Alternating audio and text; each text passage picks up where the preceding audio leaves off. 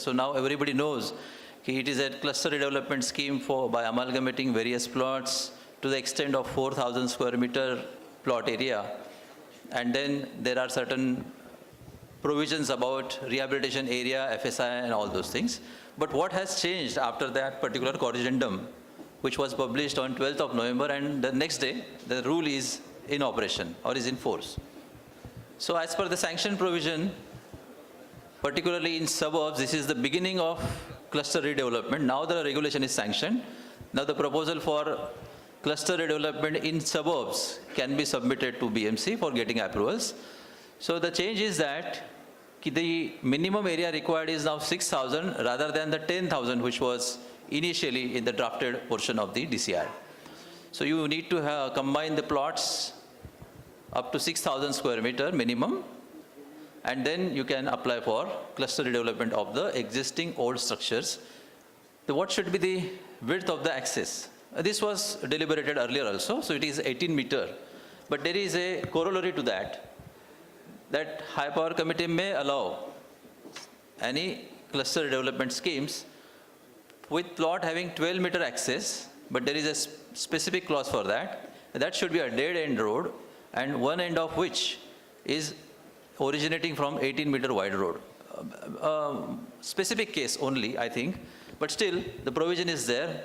Somebody may be able to take the advantage of that. Then such urban renewal scheme can be taken on the plots which are shown in the DP. Because DP is not yet fully finalized, there are certain E.Ps balance. So I think there is still scope. So far DP doesn't show any such urban renewal scheme as a reservation.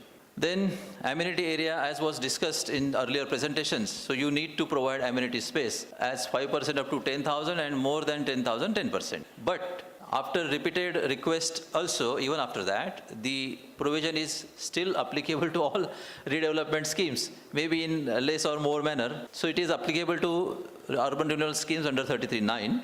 So you will have to spare your part of the land for handing over as an amenity area to MCGM. But then again, that corollary clause or supportive clause may come in picture, where if the original, all the plots to be amalgamated are less than 4,000, then you may not have to give amenity area, provided the amalgamation is not more than 20,000 square meter or less than 20,000 square meter. But then this indirectly prompts that if my area is 20,000 or say 20,001 square meter, I will have to spare 1,500 square meter land out of my cluster for the amenity area, for which only TDR will be permissible. So may not be any FSI on the plot. So I fear that there may be a tendency that the cluster formation may not go beyond 20,000 square meter. So from that aspect, because we are one way promoting more and bigger cluster by giving incentives and rehab area additional entitlement. So we have to think about this clause. So in that context, even though DCR is sanctioned now, the journey of further modification begins, if I'm correct. Then there is a difference, revision in the criteria of tenants' consents. The 51% was known to everybody, but overall scheme 70% was required as per the last draft. Now it has been reduced to 60%, still simpler to start with. But then after that, the non-consenting tenants, the action about non-consenting tenants should have been spelled in the DCR itself, which has remained to be spelled out in the DCR. And in 33(9)(a), it is mentioned that the MHADA Act, action under MHADA Act can be taken as is provided in the 33(9), but that provision is not or is missing in the 33(9). So another point. Then as so far as reservation is concerned, no change in the draft, but still 60% of the buildable reservations need to be handed over in the form of built-up amenity to the MCGM. Only in case of rehabilitation and resettlement reservation, 30% can be handed over as a compliance of that particular reservation, which in 91 was nil. Such kind of reservations were supposed to be satisfied by virtue of scheme itself. But now whatever additional amenity we will be handing over, the additional built-up area in lieu of that, as per the formula already shown in the earlier presentations, will be permissible. Another part is there is otherwise no change, and that's why I have written that the definition of permissible FSI under the scheme remains the same. Now just for once or once more, we will read that. The permissible FSI is 4 on gross plot area, excluding reservation designations, but including built-up area under reservation designations, or area required for rehab plus incentive, whichever is more. Bit confusing for last almost 9 to 10 years. We thought that there would have been simpler words, as Honorable Commissioner just had said. It should have been simpler. But meaning of that, or for that matter, operative definition of that the existing built-up area or building existing on reserved plot, that should be deleted, or that should be only given 4 FSI, and the remaining area should get the basic zonal FSI. Probably that will have to be now incorporated in the operative circulars. Then additional entitlement is given for forming bigger cluster. Just I have now mentioned it will be very difficult to form bigger and bigger cluster for the want of giving amenity area. But it ranges from 15% for cluster above 1 hectare to 30% above 10 hectares. So there are two, three particular zones for that ranges. So earlier this particular provision was permissible only for plots or clusters having maximum FSI 4. That was bit illogical, and that has rightly been removed, and now it is permissible for any FSI scheme. So additional entitlement will be available for rehabilitation of tenants, which is a good news for tenants as well as developer. Then those clusters so far have been approved or sanctioned by the government where LOI is issued. They can be converted as per the new regulations with prior approval of the government, and below that there is a provided clause that provided that the conversion of such CDS which has not been sanctioned by the government earlier shall require government approval. That means those which have been sanctioned earlier will not require government approval again to convert. That what is it prompts, which is contrary to the first para. Now high-rise buildings even in cluster redevelopment scheme will be ruled by the width of the road abutting to the cluster. So as such, for building height with 120 meter and above, 18 meter wide road will be required which otherwise is a basic requirement of cluster formation.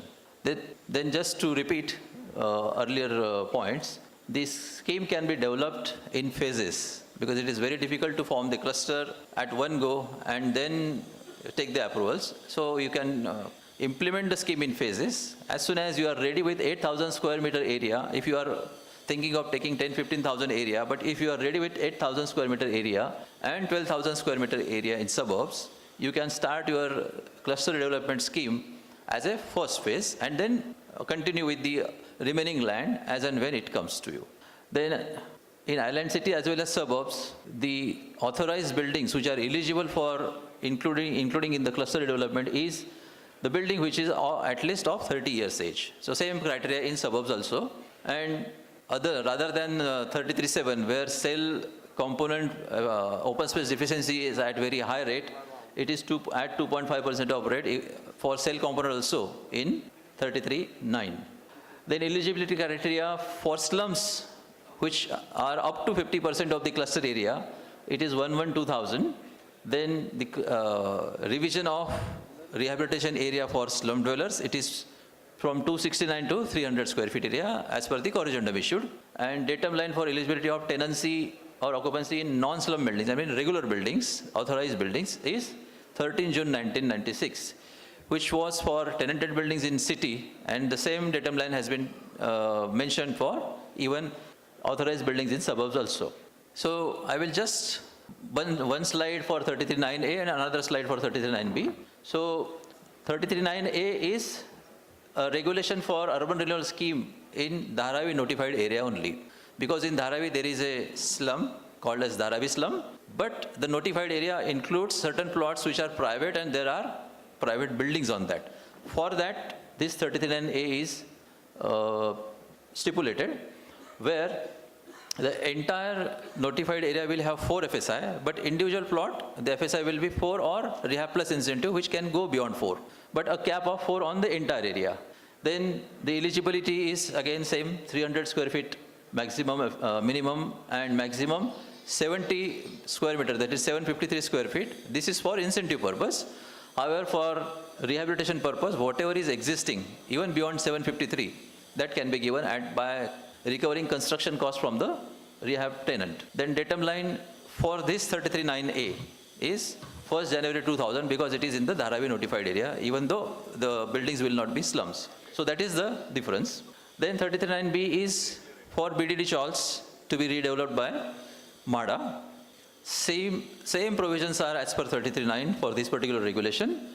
Only thing that the eligibility area is 500 square feet carpet area inclusive of everything. There will not be any further fungible FSI beyond that 500 square feet. So by including additional entitlement and fungible, the rehabilitation area has been provided as 500 square feet for the tenants in that particular scheme. And datum line again comes back to 13 June 1996. So this is 33(9), 33(9)(a), 33(9)(b) as per Corrigendum issued and as per final sanction DCR.